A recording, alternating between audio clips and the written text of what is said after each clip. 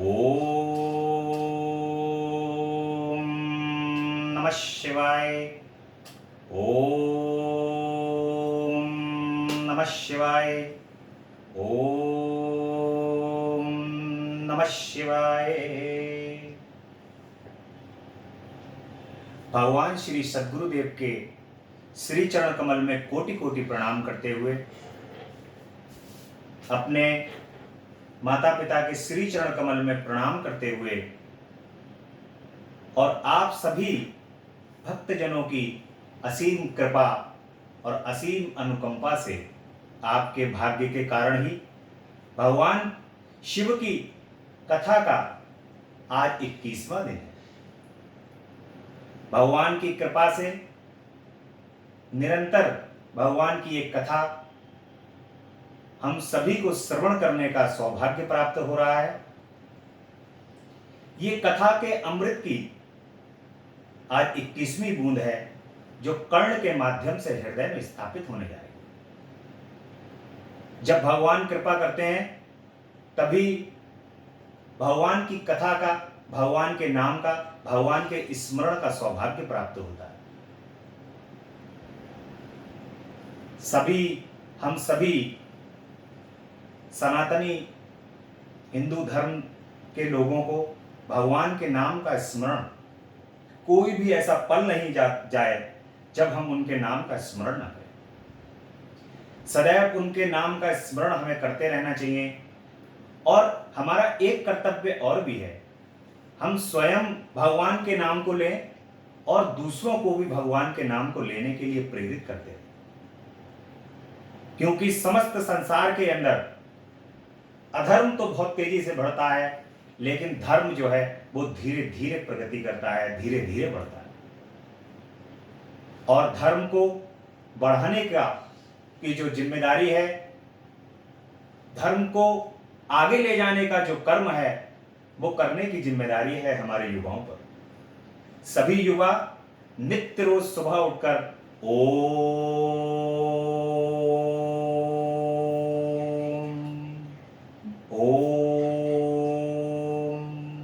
यदि शांत मन से ओम का उच्चारण करते हैं तो सभी प्रकार की नकारात्मक ऊर्जा समाप्त होकर के सकारात्मक ऊर्जा का संचार होता है। और जब सकारात्मक ऊर्जा का संचार होता है तो विचार भी सकारात्मक ही आते हैं। और सकारात्मक विचार आने से भगवान की कृपा प्राप्त होती है, और भगवान के कृपा के प्राप्त होने से भगवान की कथाएं और भगवान का स्मरण, भगवान के पूजन के अंदर जिज्ञासा उत्पन्न होती है। इसलिए सभी लोग भगवान के इस ओम के उच्चारण को नित्य करें, और नित्य रोज सुबह उठकर उच्चारण करने के बाद अपने जो शरीर के अंदर विद्यमान आत्मा, ये आत्मा तक को आपके शुद्धिकरण का कार्य करते हैं। इसलिए ओमकारेश्वर का ध्यान ओम के साथ करें और शरीर के साथ साथ आत्मा का शुद्धिकरण भी करते चलें। आप सभी को भारत के इस 75वें स्वतंत्रता दिवस की बहुत बहुत शुभकामनाएं। और इस स्वतंत्रता दिवस में एक संदेश जो है, बस वो केवल यहां से भगवान के इस कथा के माध्यम से यही देना चाहूंगा कि अब से लगभग 200 वर्ष पूर्व, 150 से 200 वर्ष पूर्व भारत अखंड भारत था। भारत का दायरा अफगानिस्तान, पाकिस्तान, बर्मा सहित मतलब सभी जो पड़ोसी देश हैं, जितने भी हमारे, वो सभी भारत के दायरे के अंदर आए करते थे। केवल और केवल सनातन धर्म का हिरासमेंट और सनातन धर्म को नीचे ले जाने के कारण ही लोग जो हैं वो बढ़ते चले गए। जब लोग बढ़ते चले गए, बांट दिया गया उनको, तभी देश भी बढ़ता चला गया। और देश जो है वो विभिन्न देशों के अंदर बट गया, जिससे भारत जो है वो हमारा भारत सिकुड़ गया। हम सभी भारतवासियों को अपने अंदर इस आजादी पर, भारत की इस आजादी पर यह संकल्प लेने की आवश्यकता है कि हम अपने भारत को पुनः जैसा हमारा अखंड भारत था उसी अखंड भारत के रूप में स्थापित करेंगे। और ये अखंड भारत के अंदर स्थापित होना केवल और केवल तभी संभव है जब हम अपनी संस्कृति को सही रूप से अपनाएंगे। अपनी संस्कृति को कह देना हम अपनाएंगे ये नहीं चल सकता। हम अपनी संस्कृति को अपनाएंगे और सही रूप में अपनाएंगे और अपना करके वो सामने भी दिखाई दे, ऐसा होना अति आवश्यक है। यदि आपकी संस्कृति का नाश हो जाएगा तो समझ लीजिए कि आपका देश भी नहीं बचेगा। इसलिए सभी भारतवासी, सभी युवा, आप लोगों के कंधों के ऊपर यह जिम्मेदारी है कि भारत की संस्कृति को सभी को बचाना है। हमें पाश्चात्य संस्कृति में नहीं जाना है, हमें भारत की संस्कृति में आना है और भारत की संस्कृति से ही भारत का कल्याण होगा। और आप ये बात बिल्कुल त्रिकाल सत्य है, यदि भारत की संस्कृति स्थापित हो जाती है तो फिर से पुनः अखंड भारत हमें फिर से मिल जाएगा। वही आज की मैं ये घटना आज ही देख रहा हूं कि काबुल के ऊपर, जो कि अफगानिस्तान की राजधानी है, उसके ऊपर फिर से जो है वो तालिबानी आतंकियों ने कब्जा कर लिया है। अब ये जो तालिबानी आतंकवादी हैं, इन्होंने काबुल के ऊपर कब्जा किया हुआ है, तो हम ये स्मरण आता है कि कंधार और काबुल ये सभी एक जमाने में भारत का हिस्सा हुआ करता था। ये पूरा एक भारतवर्ष था। तो इन कहीं ना कहीं यदि अफगानिस्तान के अंदर भी उथल पुथल है तो हमारे मन के अंदर भी उथल पुथल मचती है।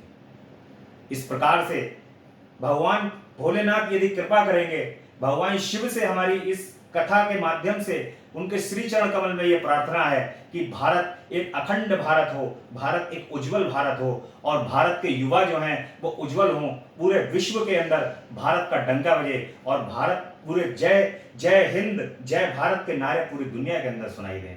इसके साथ ही अब कथा के लिए हम आज सभी को शुभकामनाएं देते हुए भारत के स्वतंत्रता दिवस पर इस कथा को आगे बढ़ाते हैं और भगवान की ज्योतिर्लिंग की, कल भगवान के वैद्यनाथेश्वर ज्योतिर्लिंग तक हम लोगों ने यात्रा कर ली थी। अब आज भगवान की अगली ज्योतिर्लिंग की यात्रा है नागेश्वर। भगवान के नागेश्वर ज्योतिर्लिंग की स्थापना में उनकी उत्पत्ति की महिमा का वर्णन। प्राचीन काल में दारूक नाम का एक दानव हुआ करता था, उसकी पत्नी का नाम दारूका था। दोनों दुर्गा जी के द्वारा दिए गए सुंदर वन में रहा करते थे। वह वन पश्चिमी समुद्र पर स्थित था। वहां के निवासी इन दोनों के उपद्रवों से बहुत दुखी हो गए थे। वे सभी मिलकर और ऋषि के पास गए और उनसे अपना दुख बताया। और ऋषि बोले कि आप लोग घबराओ नहीं, जब दानव जीवों की हिंसा और यज्ञ में बाधा डालने लगते हैं तब इनकी मृत्यु निश्चित हो जाती है। ऋषि उनके कल्याण के लिए तपस्या करने लगे। देवताओं को जब पता चला कि और ऋषि ने राक्षसों को श्राप दिया है तो सभी युद्ध के लिए आ गए। देव दानवों में भयंकर युद्ध होने लगा। दारूक की पत्नी दारूका ने अपने पूर्वकालीन वरदान के प्रभाव से इस नगर को उठाकर समुद्र में स्थापित कर दिया। दैत्य लोग सुखपूर्वक वहां निवास करने लगे। एक दिन दारूका समुद्र से निकलकर पृथ्वी पर आई। उसने देखा कि एक नाव असंख्य मनुष्यों से भरी हुई है, समुद्र पर तैर रही है। उसने दानवों को बुलाकर सबको बंदी बना लिया। उन बंदियों में से एक वैश्य भी था जिसका नाम सुप्रिय था। उसने कैद खाने में रहकर भगवान शिव की आराधना प्रारंभ कर दी। उसके देखा देखी अन्य कैदी भी शिव जी की आराधना करने लगे। उन लोगों को पूजन करते 6 माह बीत गए। एक दिन दारूक ने किसी दूत ने उन्हें शिव पूजन करते हुए देख लिया। इस पर दारूक ने वैश्य के पास आकर पूछा, तू किसकी पूजा कर रहा है? यह पूजा किस कारण से कर रहा है? यदि तू सच सच बता देगा तो मैं तुझे छोड़ दूंगी, नहीं तो तुझे मार दिया जाएगा। वैश्य ने कोई उत्तर नहीं दिया। राक्षस वैश्य को मारने को उद्यत हो गया। वैश्य इस संकट को आया देखकर आंखें बंद करके शिव जी की स्तुति करने लगा। हे स्वामी, मैं आपकी शरण में हूं, शरणागत की रक्षा कीजिए। इस पर भगवान शंकर वहां पर प्रकट हो गए। उन्होंने अपने पाशुपातास्त्र से दोनों दानवों का विनाश कर दिया। इससे वह वन राक्षसों से रहित हो गया। भगवान शंकर ने कहा कि यहाँ पर अब चारों वर्णों के वैदिक धर्मों का पालन करने वाले लोग रहेंगे। यहाँ पर अधर्म का अंत हो गया है। दारूक के मर जाने के बाद उसकी पत्नी दारुका दुर्गा जी के पास जाकर अपने वंश की रक्षा एवं परिवार की रक्षा के लिए प्रार्थना करने लगी। इस पर शिव और पार्वती जी उस स्थान पर ज्योतिर्लिंग के रूप में रहने लगे। दुर्गा जी ने दारुका के शिव जी की पूजा का वर दिया कि इस युग की समाप्ति पर यहाँ पर दानवों का निवास होगा और दारुका उन पर राज्य करेगी। हे मुनियों, वीरसेन नाम का एक राजा बड़ा शिव भक्त था। शिव जी ने वीरसेन से प्रसन्न होकर उसे एक लकड़ी की मछली दी जो रांगे में मड़ी हुई थी। उस मछली को योग शक्ति द्वारा शक्ति संपन्न करके शिव जी ने कहा कि तू इस मछली के सहारे अपनी सेना सहित शिविर में पहुंच जाएगा। वहां पहुंचकर तू नागेश्वर नामक मेरे लिंग को स्थापित कर उसका पूजन करना, उससे तुझे पाशुपात अस्त्र की प्राप्ति होगी। इस अस्त्र से तू दानवों पर विजय प्राप्त कर लेगा। मेरे इस दर्शन करने से किसी भी वस्तु की कमी नहीं रहेगी। इतना कहकर भगवान शंकर अंतर्ध्यान हो गए। इस प्रकार भगवान शिव से वरदान पाकर वीरसेन दानवों का संहार करने में सफल रहा। इस प्रकार से दारुका वन के अंदर जो है वो भगवान के नागेश्वर शिवलिंग की स्थापना हुई। बोलिए नागेश्वर ज्योतिर्लिंग भगवान की जय। हर हर हर महादेव। बहुत ही सुंदर भगवान के अगले ज्योतिर्लिंग की महिमा प्रारंभ होने वाली है, जिसका नाम है भगवान के रामेश्वर ज्योतिर्लिंग। बहुत ही सुंदर ज्योतिर्लिंग है भगवान के रामेश्वर तट पर। और भगवान श्री राम पिता की अपने पिता दशरथ की आज्ञा से जब वन में आए तो माता सीता भी उनके साथ थी, जिसको रावण वहां से ले गया था। हनुमान जी सीता जी का पता लगाने के लिए लंका गए थे। लंका जाकर सीता जी का पता लगाया और उनका संदेश श्री रामचंद्र जी को दिया। भगवान श्री रामचंद्र जी वानरों और सेना लेकर समुद्र तट पर जब पहुंचते हैं, वे समुद्र को देखकर सोचने लगते हैं कि समुद्र को वानरों के साथ कैसे पार किया जा सकता है। श्री राम पार्थिव शिवलिंग की स्थापना करके उसकी पूजा करने लगे तथा समुद्र को पार करने के लिए शिव जी से प्रार्थना करने लगे। इस पर भगवान शिव प्रकट होकर श्री रामचंद्र जी से वर मांगने के लिए कहने लगे। भगवान श्री राम ने उन्हें प्रणाम कर रावण पर विजय प्राप्त करने का वरदान मांगा। शिव जी बोले तुम्हारा परम कल्याण होगा तथा युद्ध में तुम्हारी विजय होगी। इसके बाद श्री रामचंद्र जी ने कहा कि हे प्रभु, आप जन कल्याण हेतु इस शिवलिंग में हमेशा विराजमान रहे। भगवान शिव तथास्तु कहकर उससे प्रविष्ट हो गए। तभी से उसका नाम रामेश्वर पड़ गया। भगवान राम जो है वो भगवान शिव के लिए अत्यंत प्रिय है। भगवान शिव जो है भगवान राम का स्मरण करते रहते हैं और भगवान राम जो है वो भगवान शिव का स्मरण करते हैं। भगवान शिव के हृदय में भगवान राम स्थापित हैं और भगवान राम के हृदय में भगवान शिव स्थापित है। बड़ा ही अद्भुत जो भगवान राम के और भगवान शिव के भक्त हैं, उनको रामेश्वर ज्योतिर्लिंग के दर्शन अवश्य करने चाहिए, क्योंकि ये पता ही नहीं चलता है कि कौन इष्ट हैं, कौन भक्त हैं और कौन इष्ट हैं, कौन किसका इष्ट है, ये कभी पता ही नहीं चलेगा आपको। जब भगवान भोलेनाथ के शिवलिंग के ऊपर बेलपत्री के ऊपर राम राम लिख करके और बेलपत्री को भगवान शिव पर चढ़ाया जाता है, तब भगवान शिव अति प्रसन्न होते हैं। भगवान राम के नाम को लेने से भगवान शिव अत्यंत प्रसन्न हो जाते हैं। और जब माता सती को जिज्ञासा होती है कि ये वन में घूमने वाले जो राम लक्ष्मण हैं ये कौन हैं, और जब वन में घूमने वाले राम लक्ष्मण, ये माता सती को जब जिज्ञासा उत्पन्न होती है तो वो जिज्ञासा उत्पन्न होती है कि भगवान शिव जो हैं वो भगवान राम को प्रणाम कर रहे होते हैं, और वो प्रणाम करते हुए माता सती जो है वो उनको देख लेती हैं और कहती हैं कि ये वन में फिरने वाले वनवासी जो हैं वो इनको भगवान शिव जो है प्रणाम क्यों कर रहे हैं।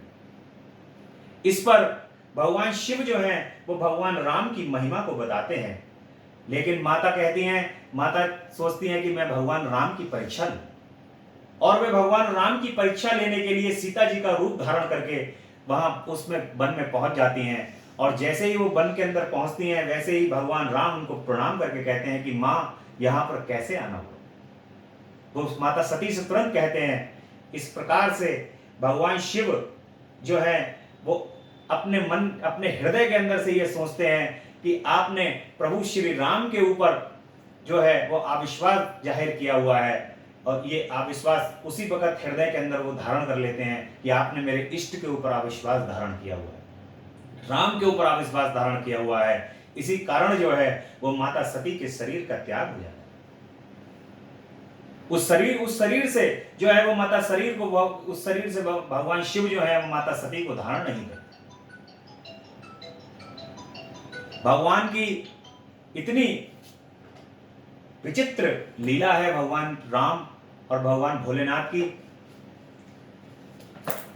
तो इसलिए भगवान रामेश्वर के जो ज्योतिर्लिंग हैं वो सर्व पूजनीय हैं। भगवान राम का और भगवान शिव का, यहाँ पर जो भी भगवान राम और भगवान शिव को पूजते हैं, उनको अपना इष्ट मानते हैं, उनको भगवान के रामेश्वर ज्योतिर्लिंग के अवश्य दर्शन करने चाहिए।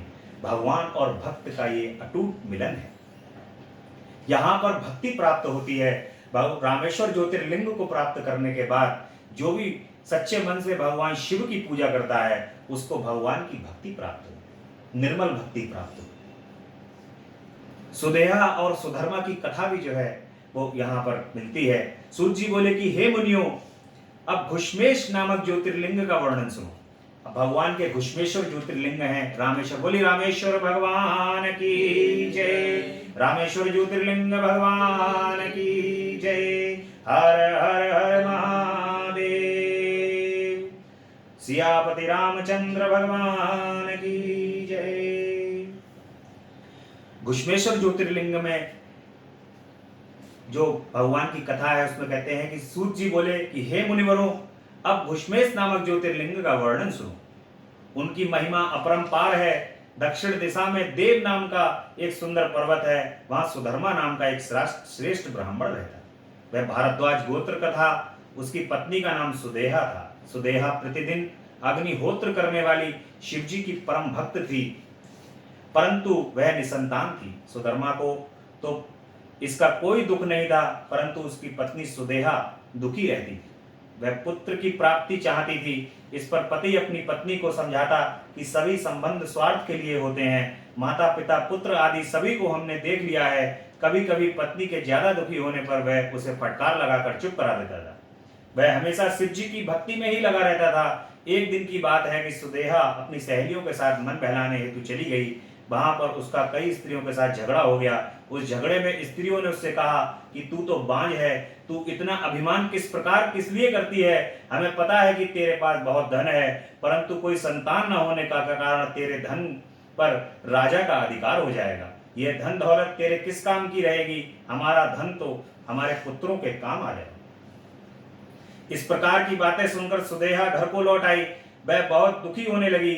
उसने रो रो कर सारी घटना अपने पति को बताई। इस पर सुधर्मा ने अपनी पत्नी सुदेहा को धैर्य बंधाने लगा। वह बोला कि जो होनहार है वह अवश्य होती है, इससे व्याकुल नहीं होना चाहिए। कोई कुछ कहे पर कहता रहे तो मैं दुखी होने की आवश्यकता नहीं है। तब सुदेहा बोली कि हे प्राणनाथ, या तो किसी प्रकार पुत्र प्राप्त करो, नहीं तो मुझे मार दो। मुझे ऐसा नहीं, अगर यदि तुम ऐसा नहीं कर सकते हो तो मैं स्वयं अपने प्राण त्याग दूंगी। पत्नी को अधिक व्याकुल देखकर सुधर्मा ने भगवान शिवजी का ध्यान करते हुए 2 पुष्प अग्नि की ओर फेंके। इन दोनों में दाहिने पुष्प पुत्र देने वाला है। मन में यह सोचकर वह पत्नी से बोला, तुम इसमें एक पुष्प उठा लो। पत्नी ने शिवजी की माया से बाईं ओर का पुष्प उठा लिया। इस पर सुधर्मा अपनी पत्नी सुदेहा से बोला कि हे कल्याणी, अब तुम पुत्र प्राप्ति की कामना को छोड़ दो और भगवान के भजन में ध्यान लगाओ। हमारे भाग्य में पुत्र नहीं है। इस तरह वह पत्नी को समझा बुझाकर शिव पूजन में लग गया। कुछ समय पश्चात सुदेहा फिर बोली कि हे प्राणनाथ, मेरे गर्भ में यदि पुत्र प्राप्ति नहीं होती है तो आप दूसरा विवाह कर लें। मैं ये बात प्रसन्न मन से सोच समझ कर कह रही हूँ। सुधर्मा बोला कि मुझे अब दूसरे विवाह की विपत्ति में मत डालो। इस प्रकार सुधर्मा ने दूसरे विवाह के लिए मना कर दिया। इस पर भी सुदेहा ने पुत्र प्राप्ति हेतु अपनी छोटी बहन से विवाह करने के लिए निवेदन किया। उसकी बात सुनकर सुधर्मा ने कहा कि हे कल्याणी, मुझे तुम इस झंझट में मत डालो, क्योंकि इससे यदि पुत्र हो भी गया तो तुम दोनों में आपस में विरोध उत्पन्न हो जाएगा, जो हम में से किसी को भी सुखदायी नहीं होगा। इस पर सुदेहा ने पैर पकड़कर बोली कि हे स्वामी, ये तो मैं इसका विरोध क्यों करूंगा, आप निश्चिंत रहें। सुदेहा ने जोर जबरदस्ती करके अपनी बहन से विवाह अपने पति सुधर्मा के साथ करा ही दिया। उसकी बहन का नाम भूष्मा था। सुधर्मा ने सुदेहा से कहा कि यह तुम्हारी बहन, अब तुम इससे प्रसन्न रखना। दोनों बहनें सुखपूर्वक रहने लगी। सुधर्मा नित्य प्रति 101 शिवलिंगों की षोडशोपचार से पूजा करने लगी। पूजा करके उसे तालाब में विसर्जित कर देती। इस प्रकार उसकी संख्या 1 लाख तक पहुंच गई। तब भगवान शंकर ने प्रकट होकर उसे एक सुंदर गुणवान पुत्र का वरदान दिया। उनकी कृपा से भूष्मा को गुणवान तेजस्वी पुत्र प्राप्त हुआ। पुत्र पाकर सुधर्मा बहुत प्रसन्न हुए, परंतु बाद में दोनों में ईर्ष्या उत्पन्न हो गई। घुश्मेश ज्योतिर्लिंग की उत्पत्ति किस प्रकार से होती है। घुश्मा का पुत्र जब बड़ा हो गया तो सुधर्मा ने उसका विवाह एक श्रेष्ठ ब्राह्मण की कन्या से कर दिया। घुश्मा ने प्रेमवश पुत्र वधू को अपनी बड़ी बहन सुदेहा के चरणों में बैठाकर कहा कि ये आपके पुत्र और पुत्र वधू हैं। बहू से कहा कि हे पुत्री, ये तेरी सास है, इनकी तुम सब तरह से सेवा करना। इस प्रकार वह नित्य शिव पूजन करके गृह कार्य में लग जाती है, परंतु सुदेश की ईर्ष्या बढ़ने लगी। एक दिन उसने रात्रि में सोए हुए पुत्र की बोटी बोटी कर उसे तालाब में डाल दिया, जिससे घुश्मा शिव पूजन कर पार्थिव लिंगों का विसर्जन कराती थी। प्रातः काल जब उसकी पत्नी ने अपने पति को नहीं देखा तथा वहां खून देखा तो वह दहाड़ मारकर रोने लगी। घुश्मा को भी महान दुख हुआ। सुदेहा बनावटी आंसू बहाने लगी और सुधर्मा घर पर आया तो सभी को धैर्य बंधाता हुआ बोला कि इसमें आप शोक मत करो, भगवान की ऐसी ही मर्जी होगी, इससे हमारा कोई बस नहीं है। वह बोला कि हे घुश्मे, तुम शिव पूजन बंद मत करो। इस तरह पति के समझाने पर वह पति की आज्ञा से तालाब पर शिव पूजन करने गई। पार्थिव शिवलिंग पूजन के बाद जब घर लौटने लगी तो उसने अपने पुत्र को किनारे पर खड़ा देखा। वह बोला कि हे माता, मैं आपके तप और शिव जी की कृपा से मर जाने के बाद भी जीवित हो गया हूँ। माता ने शिव जी की बार बार पूजा अर्चना की। तब भगवान शिव प्रसन्न होकर प्रकट होकर बोले कि हे घुश्मे, मैं तेरे से बहुत प्रसन्न हूँ, तू मुझसे वर मांग। तेरा पुत्र सुदेहा ने मार डाला था, मैं उसे अभी दंड देता हूँ। इस पर घुश्मा हाथ जोड़कर शिव जी की स्तुति करते हुए बोली कि हे स्वामी, आप मुझे यह वरदान प्रदान करें कि मेरी बड़ी बहन को अभय कर दें। उसने अवश्य मेरा बुरा किया है, परंतु मुझे उसका बुरा नहीं करना चाहिए। यह सुनकर भगवान भोले शंकर अति प्रसन्न हुए। घुश्मा ने शिव जी से कहा कि हे स्वामी, आप संसार के कल्याण के लिए यहाँ पर ही विराजमान हो जाएं। मेरी आपसे बस एक यही विनती है। इस पर शिव जी ने घुश्मे से कहा कि मैं यहाँ पर ज्योतिर्लिंग के रूप में विराजमान रहूंगा। मेरे इस ज्योतिर्लिंग का नाम घुश्मेश ज्योतिर्लिंग होगा। भगवान ने अपने भक्त के नाम पे ही इस ज्योतिर्लिंग का नाम डाल दिया और इस ज्योतिर्लिंग का नाम घुश्मेश ज्योतिर्लिंग हो गया। यह तालाब ही मेरे लिंग का स्थान रहेगा। यह शिवालय के नाम से प्रसिद्ध होगा। दर्शनार्थियों के सभी मनोरथ यहाँ पर पूर्ण होंगे। तभी वहां सुधर्मा भी आ गए और दोनों ने मिलकर शिव जी की 101 परिक्रमाएं की और भगवान शिव का पूजन करते हुए इस प्रकार चिरकाल तक उन्होंने पृथ्वी पर निवास किया। भगवान की कृपा से भगवान के भक्त भगवान के दर्शन होते हैं और भगवान के दर्शन होने से भगवान के भक्तों का कल्याण होता है। इस प्रकार से भगवान के ये घुश्मेश्वर ज्योतिर्लिंग है। बोले घुश्मेश्वर ज्योतिर्लिंग भगवान की जय। भगवान की 12 ज्योतिर्लिंगों की यात्रा यहाँ पर विश्राम ले रही है। पूरे भगवान के ये 12 ज्योतिर्लिंग हैं। यहाँ पर उनकी ये यात्रा जो आप लोगों ने की है, ये आप यकीन मानना, ये आपको इस कथा के माध्यम से आपके लिए, जैसे आप यात्रा करने इन ज्योतिर्लिंगों की जाएंगे, उसी प्रकार से ये फल आपको इन भगवान की कथा को सुनने के बाद, ज्योतिर्लिंगों को सुनने के बाद उतना ही फल प्राप्त हो। क्योंकि जो भक्त भगवान के श्री चरण कमल में और भगवान का ध्यान लगा करके स्मरण करते हैं, भगवान को याद करते हैं, भगवान उसका फल वहीं पर दे देते हैं। भगवान तो आपके हृदय में ही स्थापित हैं। उनको खोजने के लिए आपको कहीं जाना नहीं है। भगवान को कहीं आपको देखना नहीं है। किसी तीर्थ स्थान में नहीं जाना है, किसी अन्य स्थान पर नहीं जाना है, नंगे पैर चल के नहीं जाना है। भगवान तो आपके हृदय में ही स्थापित हैं। केवल आप उनको हृदय से अगर यदि याद कर लेंगे तो वो आपके सामने खड़े। भगवान को देखने के लिए आपको, हृदय के अंदर देखने के लिए आपको आंखें चाहिए। केवल इस माया को यदि आप भगवान की जो माया है, यदि आप इसको हटा दें तो भगवान आपके सामने ही। भगवान की माया सदैव पर्दा डाले रहती है और भगवान को आपसे दूर करे रहती है। भगवान की माया को दूर करने का केवल एक ही उपाय है, वो है भगवान का सत्संग। जो व्यक्ति भगवान के सत्संग को सुनता है, भगवान की कथाओं को सुनता है, भगवान के पूजन को करता है, भगवान के स्मरण को करता है, वो माया से दूर रहता है। भगवान की माया भगवान का स्मरण करने से दूर होती है और जो व्यक्ति होता है उसको सभी में भगवान दिखाई देते हैं। हर व्यक्ति, हर पशु पक्षी, जीव जंतु, सभी के अंदर भगवान विराजमान है। यदि आप वो माया से, यदि आपका पर्दा हट जाए तो आपको सभी में अपने प्रभु के दर्शन होने लगे। अब भगवान विष्णु को सुदर्शन चक्र की प्राप्ति किस प्रकार से होती है, इस कथा के अंदर अगला वर्णन आता है। प्राचीन समय की बात है कि दैत्यों के अधिक बलवान हो जाने के कारण उनके तीनों लोकों में अत्याचार बढ़ते चले गए।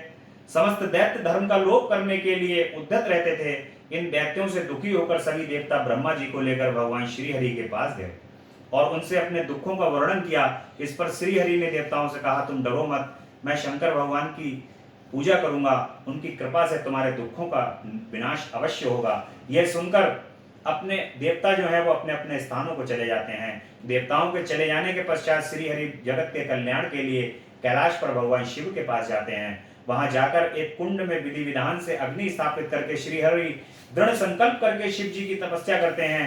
उन्हें तपस्या करते हुए बहुत समय व्यतीत हो गया, परंतु शिव जी प्रसन्न नहीं हुए। इस पर श्री हरि ने शिव सहस्त्र नाम का पाठ आरंभ किया। वे पार्थिव लिंग की विधि से विधान से पूजा करने लगते हैं। शिव सहस्त्र नाम का एक एक मंत्र बोलकर एक एक कमल का पुष्प अर्पित करते हैं। श्री हरि की भक्ति की परीक्षा लेने के लिए पूजा में निमित्त आए हुए 1000 पुष्पों में से एक को शिव जी ने छिपा लिया। श्री हरि एक पुष्प के कम होने से आश्चर्य में पड़ गए।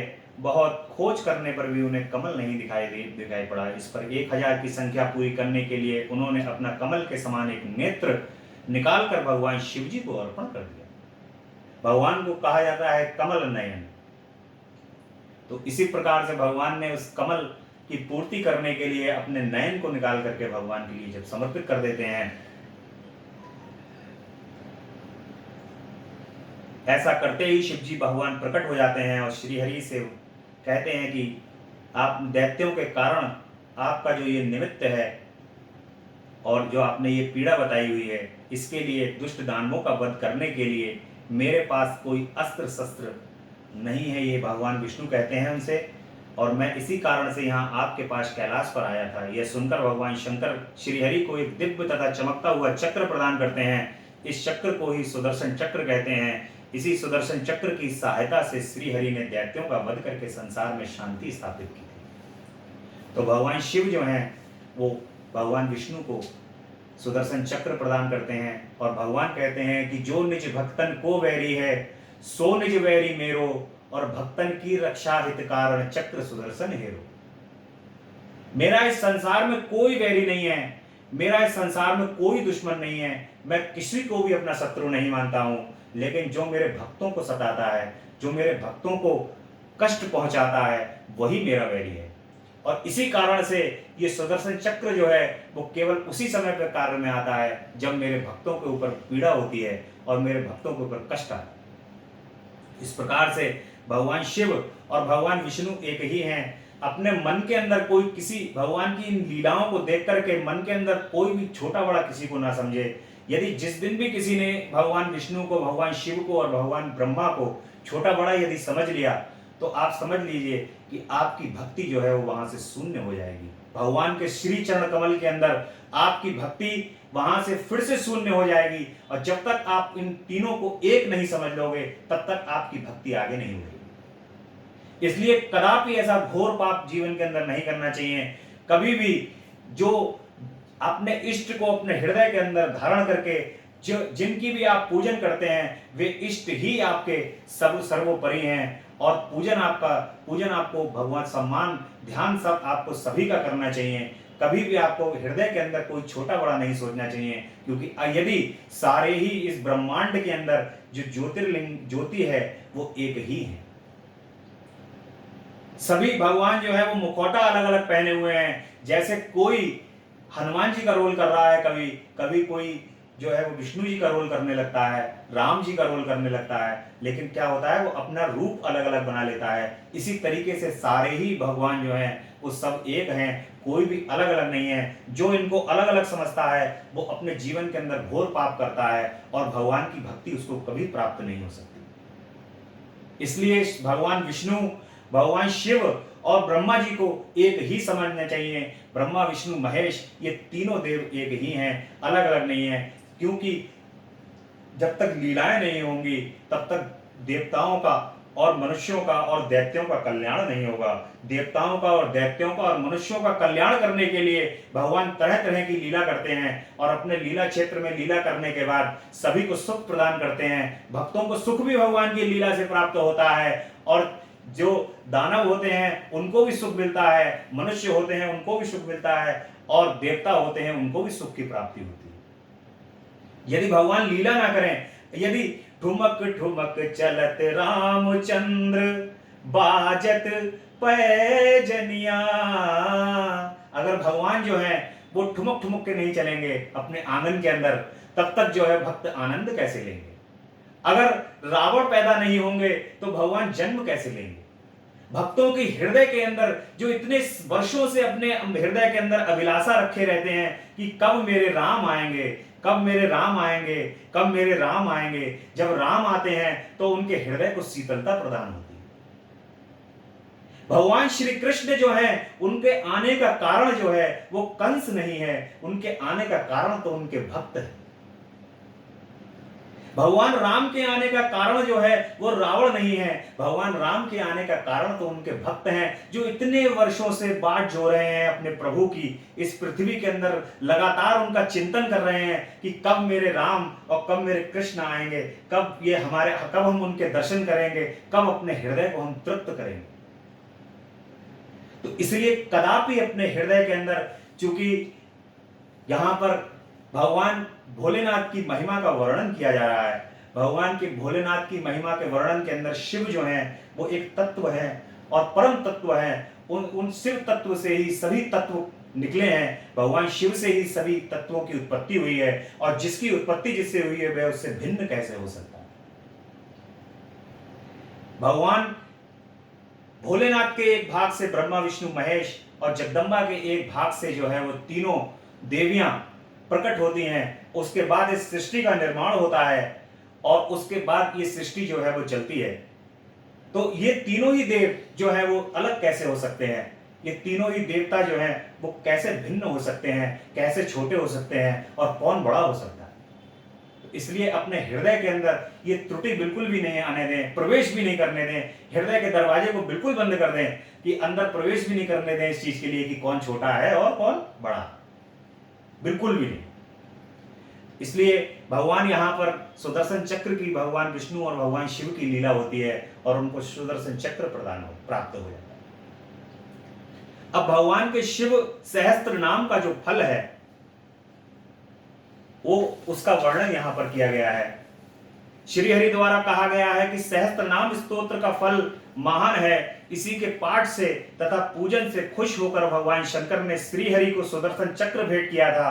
भगवान शंकर ने श्री हरि को बताया था कि सभी प्रकार के भय से मुक्ति पाने के जो व्यक्ति मेरे 1000 नामों से पूजन तथा पाठ करेगा उसके सभी मनोरथ पूर्ण होंगे।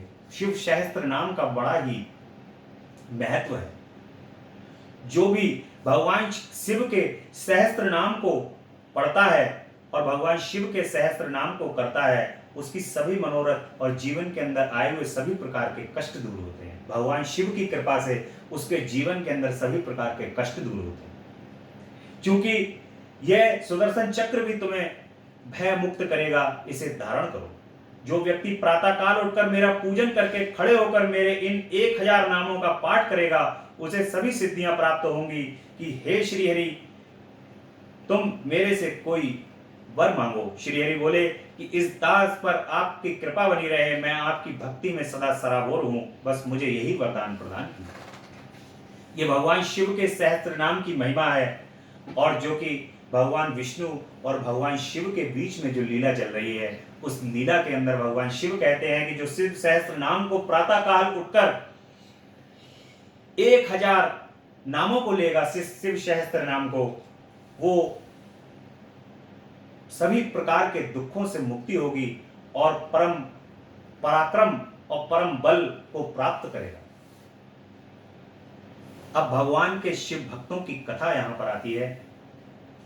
ब्रह्मा जी ने बताया कि हे नारद, भगवान शिव का पूजन लक्ष्मी जी के साथ श्री हरि और मैंने प्रारंभ किया था, इससे हमारी सभी मनोकामनाएं पूर्ण हुई थी। भगवान शंकर का पूजन भार्गव, गौतम, दधीचि, विश्वामित्र, दुर्वासा, व्यास, पाराशर, वैशंपायन, बृहस्पति, याज्ञवल्क्य के, जैमिनी, उपमन्यु, गर्गाचार्य आदि सभी ऋषियों ने किया था। मैं सभी भगवान शंकर के, ये जो थे वो सभी भगवान शंकर के परम भक्त हैं। इसी प्रकार शुक्र, सौनकादिक ऋषि भी शिव जी की आराधना में संलग्न रहते हैं। अदिति ने बधु के साथ श्रद्धा भक्ति के साथ शंकर के पार्थिव लिंग का पूजन किया है।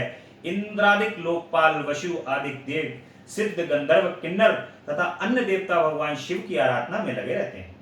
शेर, शेष, बासुकी, तक्षक, गरुड़ आदि पक्षीगण भी शिव जी की पूजा करते हैं। सूर्य, चंद्रमा, मनु, स्वयंभूप, राजा प्रियव्रत, उत्तानपाद, ध्रुव, ऋषभ, भरत, राजा दिलीप, रघु, अजु, गुरु, वशिष्ठ, दशरथ आदि राजा अपनी रानियों के साथ शिव पूजा में लगे रहते हैं। ये सभी शिव भक्त थे। इन सब पर भगवान शंकर की अपार कृपा थी। श्री राम तो शिव जी के परम भक्त थे।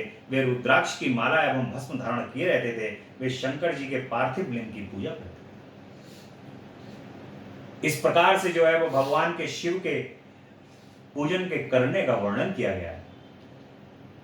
अब शिवरात्रि के व्रत का जो एक विधान आता है कि किस प्रकार से हमें शिवरात्रि के व्रत को करना चाहिए।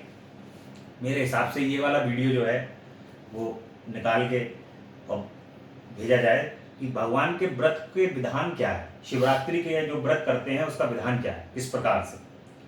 एक बार पार्वती जी ने भगवान शंकर से पूछा कि हे स्वामी, आप किस व्रत के द्वारा भोग और मोक्ष प्रदान करते हो। भगवान शिव जी ने बताया कि मुझे प्रसन्न करने के लिए अनेकों व्रत और उपवास हैं, परंतु वेद वक्ता महर्षियों ने 10 उपवास श्रेष्ठ बताए। प्रत्येक माह की अष्टमी को व्रत रखकर रात्रि में व्रत को खोलना चाहिए। प्रत्येक माह की जो अष्टमी आती है उसमें व्रत रखकर उसको रात्रि में खोलना चाहिए। कालाष्टमी का उपवास रात्रि के समय नहीं खोलना चाहिए। प्रत्येक मास की कृष्ण पक्ष की एकादशी का व्रत नहीं रखना चाहिए। दिन को शिवरात्रि का पूजन करके रात्रि में भोजन करना चाहिए। देखिए यहाँ पर जो है वो भगवान ने बताया है कि कृष्ण पक्ष की जो एकादशी होती है प्रत्येक महीने की, उस एकादशी को व्रत नहीं रखना चाहिए, ऐसा शिव पुराण में कहा जा रहा है। और दिन को शिव जी का पूजन करके रात्रि में भोजन करना चाहिए। शुक्ल पक्ष की त्रयोदशी को रात में भी भोजन नहीं करना चाहिए। जो शुक्ल पक्ष की त्रयोदशी आती है उसमें रात में भी भोजन नहीं करना चाहिए। शुक्ल पक्ष की त्रयोदशी के व्रत में रात को भोजन करें, परंतु कृष्ण पक्ष की त्रयोदशी के व्रत में रात भर निराहार रहना चाहिए, भूखे रहना चाहिए। शुक्ल पक्ष में तो रात में भोजन कर लें व्रत करने के बाद, लेकिन कृष्ण पक्ष की जो रात्रि आती है शिवरात्रि, उसमें जो है वो भोजन नहीं करना चाहिए। यह सभी उपाय अपनी सामर्थ्य के अनुसार शिव भक्तों को करने चाहिए। इन सभी व्रतों में शिवरात्रि का व्रत सबसे श्रेष्ठ है, उसका फल भी अधिक है। शिवरात्रि के व्रत के नियम इस प्रकार हैं। प्रातः काल उठकर यथा योग्य नित्य कर्मों से निवृत्त होकर शिव मंदिर में जाना चाहिए। वहां पर भगवान शंकर को प्रणाम करके विधि पूर्वक उनका पूजन करना चाहिए। इसके बाद उनसे प्रार्थना करें कि हे नीलकंठ, मेरी इच्छा है कि आज शिवरात्रि के व्रत उपवास को धारण करूं, अतः आपकी कृपा से मेरी इच्छा पूर्ण हो, इसमें कोई विघ्न ना पड़े, काम क्रोध आदि शत्रु मेरा कुछ ना बिगाड़ सकें, मेरी सब तरह से आप रक्षा करें। इतना कहकर शिव जी के सामने संकल्प लें और प्रतिज्ञा करें कि रात्रि में पूजन की सभी सामग्री लेकर शिव मंदिर में आए। शिवलिंग शास्त्र सिद्ध होना चाहिए, उसकी प्राण प्रतिष्ठा शास्त्रों के द्वारा हो चुकी हो, ऐसे ही शिवलिंग का पूजन करना चाहिए। वहां सामग्री रखकर स्नान करके शुद्ध वस्त्र धारण कर पवित्र आसन पर आरूढ़ हो जाएं, फिर शिव पूजन का कार्य करें। शिव जी के भक्त को रात्रि के चारों प्रहरों में पार्थिव लिंग की रचना करके 4 बार वेद विधि से पूजन करना चाहिए। ये भगवान की, ये हर शिवरात्रि पे तो संभव नहीं है, लेकिन महाशिवरात्रि पे जरूर ऐसा करना चाहिए। भगवान की 108 बार शिव मंत्रों को बोलकर ज्योतिर्लिंग पर जलधारा चढ़ानी चाहिए। 108 बार की अभियंत्रित जलधारा से ही लिंग पर चढ़ी हुई वस्तुओं को उठाएं। इसके पश्चात गुरु मंत्र से या शिव मंत्र से लिंग पर काले तिल अर्पित करने चाहिए। इसके पश्चात रुद्र, सर्व, भव, उग्रह, पशुपति, महान, भीम एवं ईशान इन 8 नामों को बोलते हुए कमल या कनेर के फूल अर्पित करना चाहिए। ध्यान से इन नामों को सुन लीजिए। भगवान शिव गुरु मंत्र या शिव मंत्र से शिवलिंग पर काले तिल को अर्पित करना चाहिए और उसके पश्चात रुद्र, सर्व, भव, उग्रह, पशुपति, महान, भीम एवं ईशान इन 8 नामों को बोलते हुए कमल या कनेर के फूल अर्पित करने चाहिए। ओम नमः शिवाय पंचाक्षर मंत्र का जाप करते रहना चाहिए। जप के पश्चात धेनु मुद्रा बनाकर निर्मल जल से शिव जी का तर्पण करना चाहिए। धर्म के अनुसार ब्राह्मण को भोजन कराने का संकल्प करें। पूजन के फलों को शिव जी को अर्पित करें। इसके पश्चात विधि पूर्वक विसर्जन कर दें। प्रथम प्रहर में किए गए पूजन के अनुसार ही द्वितीय प्रहर में भी शिव जी का पूजन करना चाहिए। इसमें 216 शिव मंत्रों से जलधारा चढ़ाएं। प्रत्येक मंत्र को 2 बार बोलें। बेलपत्र आदि चढ़ाएं। खीर का नैवेद्य चढ़ावें। तीसरे पहर में प्रथम पहर की तरह ही इसमें केवल जौ की जगह गेहूं रखें और पुष्पों में आग के पुष्प को रखें। अनेक प्रकार के धूप दीप नैवेद्य अर्पित कर कपूर से आरती करें। यथाशक्ति ब्राह्मणों को भोजन कराने का भी संकल्प लें। चौथे पहर में भगवान शिव का आवाहन करके उड़द, कंगनी, मूंग, सातों धातु या शंख पुष्प एवं बिल्व पत्र आदि से विधि पूर्वक पूजन करना चाहिए। पके हुए फल और नैवेद्य अर्पित करना चाहिए। दुगना जप करें और यथाशक्ति ब्राह्मणों को भोजन कराने का संकल्प करें। सूर्योदय तक उत्सव मनाते रहें। इसके बाद सूर्योदय होने पर स्नान आदि करके शिव पूजन करें। रात्रि के समय जितने ब्राह्मणों को भोजन कराने का संकल्प लिया था उन्हें भोजन कराएं। इसके पश्चात भगवान शिव को प्रणाम कर हाथों में फूल लेकर प्रार्थना करें। हे दयानिधे, मुझे अपनी भक्ति का वरदान प्रदान करें। मैंने ज्ञान या अज्ञानवश जो भी आपका पूजन किया है उसे स्वीकार करें प्रभु। इस भांति व्रत करने से शिव जी का सानिध्य प्राप्त होता है। इस व्रत को पार्वती जी के अतिरिक्त विष्णु जी ने भी सुना था। विष्णु जी ने इस व्रत को लोकहित के लिए भगवान शिव का किया। अब भगवान शिव के जो ये शिवरात्रि का व्रत है, इसकी उद्यापन की क्या विधि है? हम तो व्रत रख लेते हैं और शाम को अपने भोजन वगैरह कर लिया, उसके बाद भगवान के ऊपर जल चढ़ाया। जल के बाद तो सबसे पहले लगती भूख। तो पहले भैया भूख लग रही है, खा लो पहले कुछ ना कुछ। तो पहले तो नाश्ता पानी कर लिया, भगवान का मखाने खाने खा लिए, चाय पी ली। उसके बाद फिर शाम को भूख लगने लगी तो उसके बाद फिर कूटू की पूड़ी और वो सब खा लिया शाम को। ज्यादातर जो है वो भगवान के व्रत करने का, ज्यादातर लोग जो है 90% लोग इसी प्रकार से भगवान का भोजन करते हैं, पूजन करते हैं और उनका व्रत करते हैं। अब भगवान के उद्यापन की विधि भी है। जो शिवरात्रि का आप व्रत करते हैं उसका किस प्रकार से उद्यापन करें। शिवरात्रि के व्रत को 14 तक उद्यापन की विधि से करते रहना चाहिए। 13 के दिन केवल एक समय भोजन करके 14 के दिन निराहार रहकर व्रत करें। रात्रि के समय शिव मंदिर में जाकर शिव जी के समीप गौरी तिलक नामक मंडल की रचना करनी चाहिए। इसके बीच में लिंग भद्र आदि की रचना करें। फिर प्रजापत्यादि कुंभों को वस्त्र, फल व दक्षिणा आदि के द्वारा स्थापित करके चांदी या सोने का कलश मंडल के मध्य में रखें। फिर अपनी सामर्थ्य के अनुसार शिव जी और पार्वती जी की मूर्ति बनाकर स्थापित करें। उन्हें कलश पर बाएं भाग में पार्वती और दक्षिण भाग में शिव जी को स्थापित करें। ऋषि के साथ आचार्य का वर्ण करें। आचार्य की आज्ञानुसार विधि पूर्वक रात भर जागरण करके आवाहन से लेकर विसर्जन तक पूजन करते रहना चाहिए। रात में जागरण तथा शिव कीर्तन को करना चाहिए। देखिए भगवान शिव जो हैं वो संगीत प्रेमी है। जितने भी संगीतों की उत्पत्ति हुई है वो भगवान शिव से हुई, क्योंकि भगवान शिव जो हैं वो पशु पक्षियों के भी देव हैं। पशुपतिनाथ भगवान का एक नाम है, क्या? पशुपतिनाथ। और उन पशु पक्षियों के द्वारा ही सभी संगीत और सभी राग निकले हैं।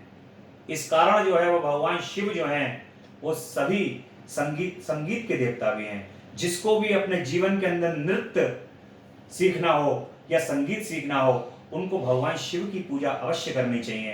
क्योंकि अभी हमने पीछे भगवान के अवतार का नाम क्या सुना था? नटराज।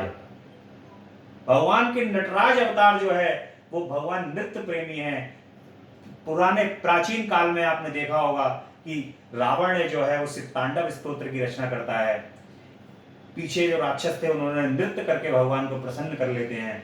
इस प्रकार से जो भजन कीर्तन, भगवान भजन कीर्तन और संगीत को प्रेम करने वाले हैं, जो भजन कीर्तन और भक्त प्रेम से भगवान के आगे भजन कीर्तन और संगीत को प्रस्तुति करते हैं, भगवान उन पर प्रसन्न हो जाते हैं।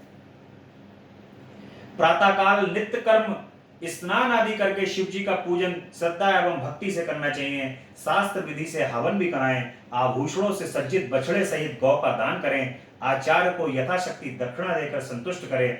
मंडप की सामग्री भी आचार्य को दे दें। इसके बाद शिव जी की प्रार्थना इस प्रकार करें कि हे दयानिधे देवादिदेव महादेव, हे शरणागत वत्सल महादेव, आपकी कृपा दृष्टि मुझ पर बनी रहे।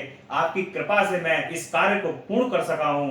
मेरा साधारण सा व्रत भी सफल करें। इस प्रकार बोलकर उन्हें दंडवत प्रणाम करें और अपराधों के लिए क्षमा मांगे। इस प्रकार से भगवान के महाशिवरात्रि के व्रत की कथा जो है वो उसका उद्यापन और किस प्रकार से भगवान के महाशिवरात्रि के व्रत को करना चाहिए, ये शिव पुराण के माध्यम से हम सभी लोग जो हैं वो भगवान की कथा को जानते हैं।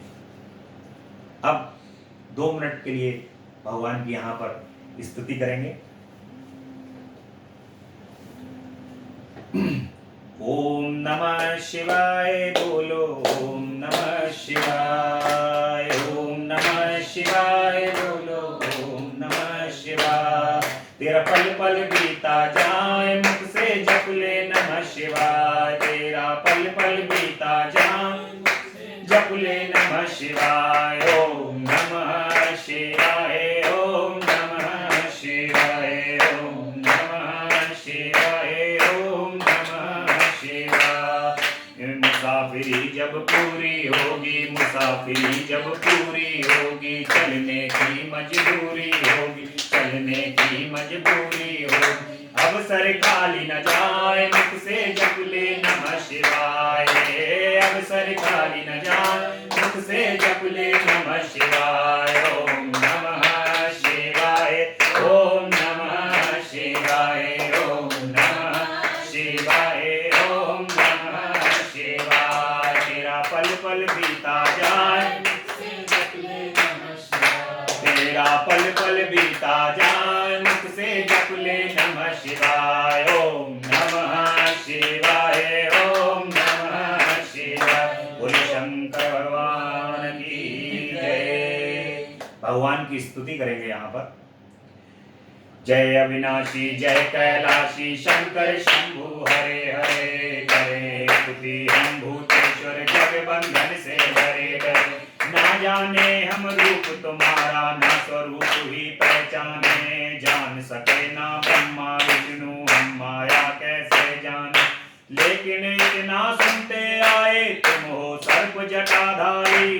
3 लोक 14 भुवनों के पिता आप हैं भंडारी।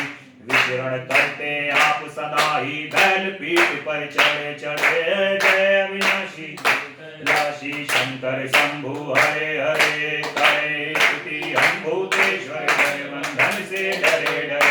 तुमको अंगड़धानी दाता सारा ही संसार कहे। शेष वासुकी पैणी बांधे ऊपर गंगे धार बहे। अर्ध चंद्रमा से माथे पर झरझरे अमृत झरता है। आदि अनादि अनंत ब्रह्म शिव नहीं जन्मता मरता है। 11 रुद्र 18 सूरज परिक्रमा दे खड़े खड़े। जय अविनाशी कैलाशी शंकर शंभु हरे हरे। 14 विश्व पवन 49 तुम्हारे दास रहे। 7 समुद्र करुण गायत्री का तुम आवास रहे। फिर भी भस्म लगाए तन में, फिर भी भस्म रमाए तन में। रुंड मुंड माला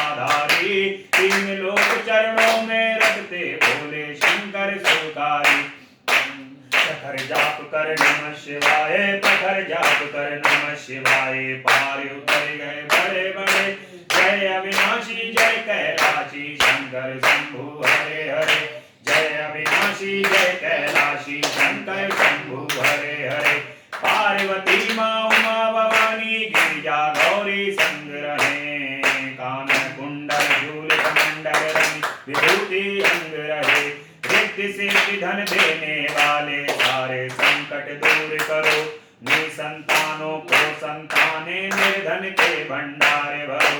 मांग रहे वरदान आपकी चरण शरण में पड़े पड़े। जय अविनाशी जय कैलाशी शंभु हरे हरे। करे स्तुति हम भूतेश्वर जगबंधन से डरे डरे। बोले शंकर भगवान की जय। हर हर